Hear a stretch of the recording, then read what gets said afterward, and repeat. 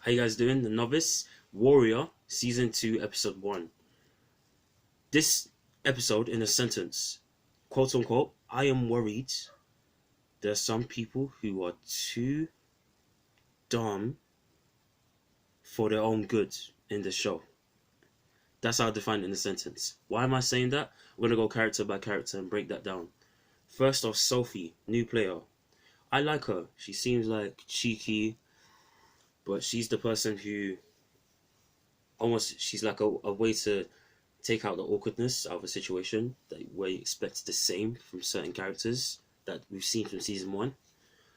But I worry based on two situations: her encounter with Leary, and also a breakfast scene with her and two other characters that I don't want to spoil because it's gonna give away her relationship to someone else. I worry that her personality, they're clearly trying to imply that she has like a no filter personality, that she just says what's on her mind, and is very reminiscent of someone from season 1. And that makes me think those two situations combined, that makes me think that she's gonna go down paths just for the fun of it, and that's gonna have serious like consequences for people around her and people who care about her. So that's the first one that I'm worried about. Secondly, Penny, I'm not worried too much about herself as a character. It's more the livelihood through her business and like running that, and I'm worried about on a bigger scale how she's gonna run that well, and if she's gonna find a smart and efficient way to run it. And I'll give the example again without giving too much away. She has a meeting with Merriweather. For people who don't remember, he's the dude. He was one of the business owners in San Francisco from season 1. I believe him and some other businesses were like competing for contracts and have contracts in San Francisco with like doing various like labor work.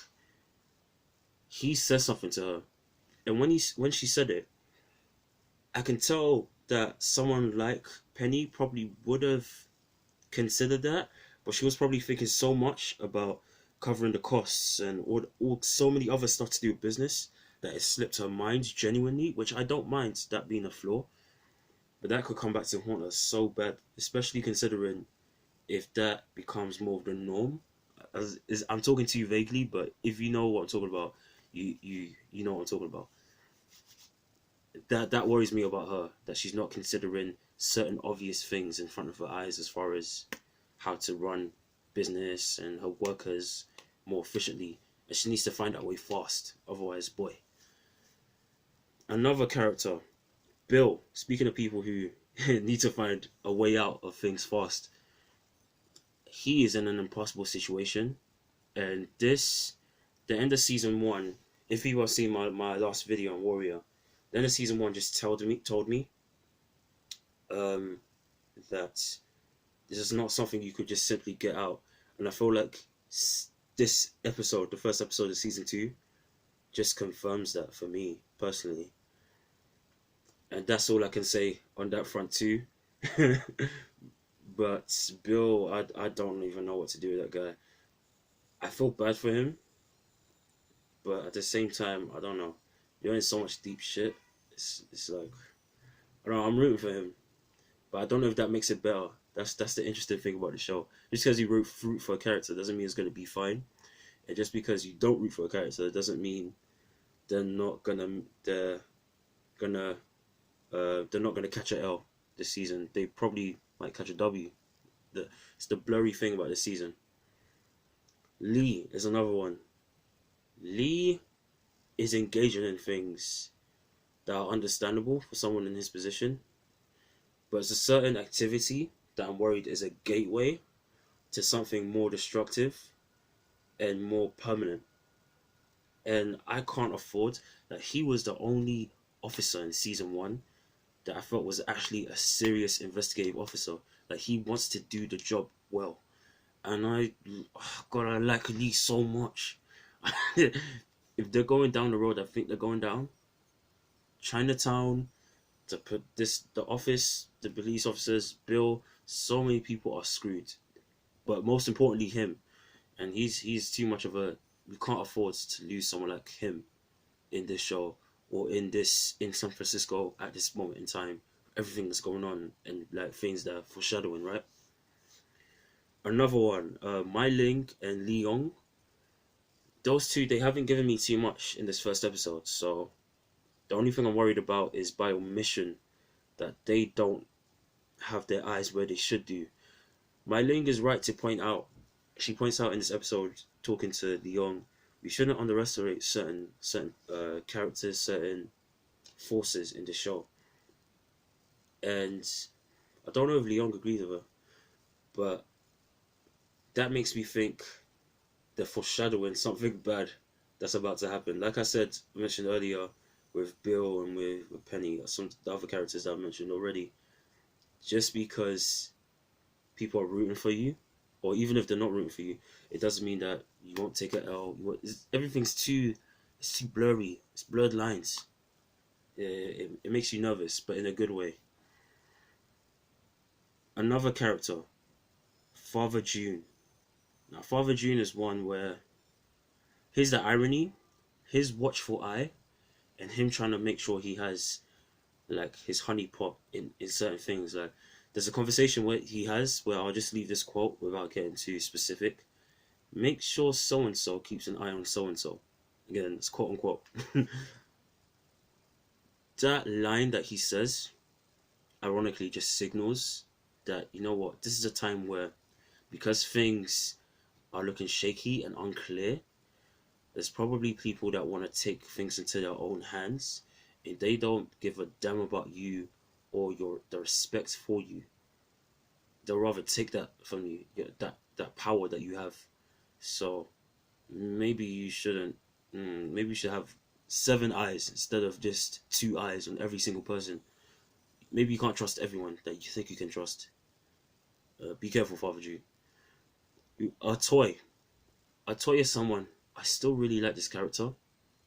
I'm worried she's moving reckless, and it's not her fault. It's someone else's fault, in my opinion. But she was making smarter moves to me in season 1 compared to now.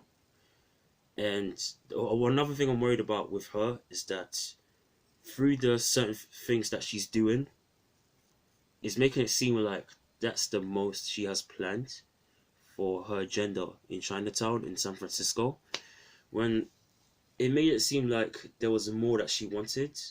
Like they haven't answered the story. I'm sure they will.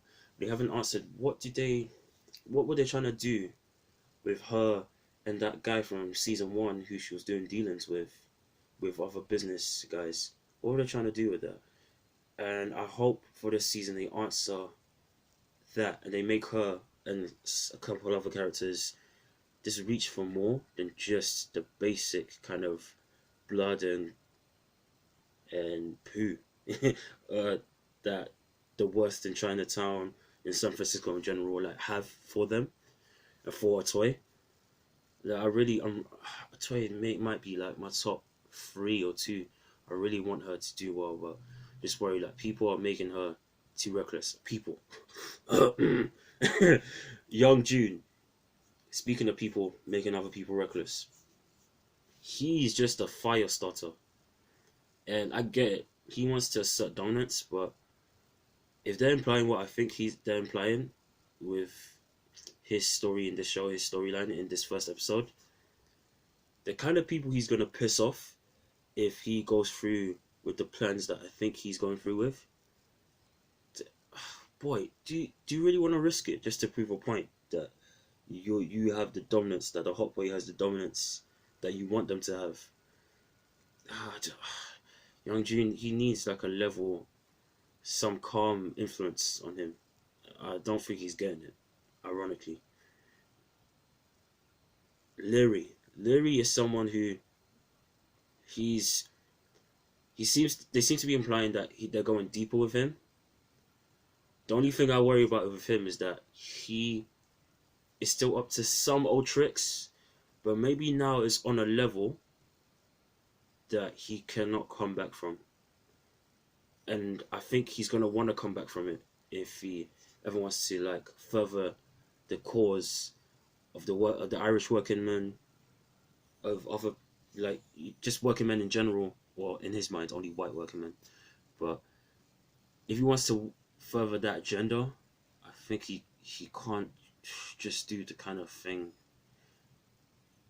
that he's doing. I'm worried about him. I am worried about it. That's another character. Him and a toy. I'm worried. He's reached a new level of, oh shoot, you did that. Assam, the man of the hour. Assam, I tried so hard watching this episode. I was like, you know what? He's almost back to square one with me, because you can tell, even though he seems more humbled than last season, he still has that hard head that won't allow him to move a bit more smart. Like the kind of stuff he's doing with certain characters, I was just so frustrating. Yeah, I can't give specific things away. It's so frustrating because I just want him to learn now. But I get what they're trying to do. They're trying to remind you through Assam and the other major players that this is a show where there's no one who has a black or white hat. Everyone's in grey. But it's just certain people have darker shades than others depending on the situation, right? That's a great quote. Don't copyright it. And Assam is a good example of that. He's trying to improve himself, you can tell. But I'm not sure if he's trying to improve himself in the smartest ways. That it feels like it's just more subtle ways in his case, with the fighting he's involved in, with certain business moves that he's planning. It feels like just more subtle ways to self-sabotage on his part, and I don't want that. I want a couple characters to move smart and to have more than just the ABCs of the Tong Wars. I want more, man. I want more from someone like him. That's it. That's my final thoughts on season 2, episode 1. I did still like this episode. I still hate the music that they're using. I want original music, and I think they need to improve the lighting still. I watched this episode twice. Once on my laptop, and then once I tried to watch it again on my phone as well.